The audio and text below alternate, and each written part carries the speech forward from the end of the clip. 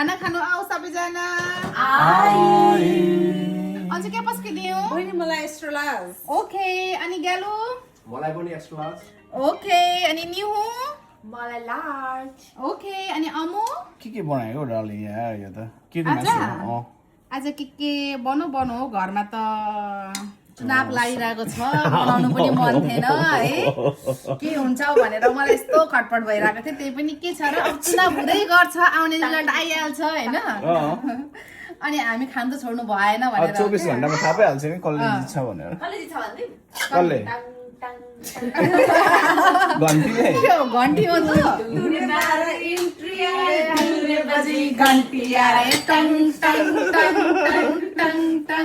सब घन्टीकै मान्छेहरू हो क्या यहाँनिर अब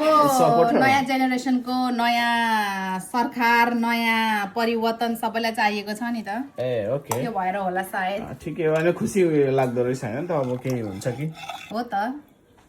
राम्रो भयो भने हाम्रो लागि नै हो भनेर सोच्नु पर्छ अलिक इन्टरनेसनल फोरममा जाँदा पनि रिप्रेजेन्ट गर्ने मान्छे राम्रो हुन्छ हो नि यो आमाको अचार हाल्दियो कि नहाल्दियो अलराइट मैले यो कसैले मलाई प्रमोट गर्नु भनेको होइन हैन मैले चाहिँ अहिलेसम्म यसरी सामानहरू कुनै पनि प्रमोसन पनि गरेको छुइनँ हैन तर आमाको अचारको यो hot cherry pepper and bamboo shoot pickle हैन डल्ला तामा अरू चाहिँ खाएको छैन आमाको तामा चाहिँ मिठो छ यो यस्तो दामी छ हैन मैले गिफ्टहरू पनि लगिदिन्छु कि कसैलाई हैन अनि यो चाहिँ मेरो अहिलेसम्मको बेस्ट अचार मैले फेरि यसको ब्रान्डको अरू पनि चाहेको छुइनँ हैन आई डोन्ट नो कस्तो छ हैन तर यो चाहिँ मेरो अहिलेसम्मको बेस्ट अनि आई कान्ट हुन्छ नि लिभ विदाउट दिस अचार भइसकेको छ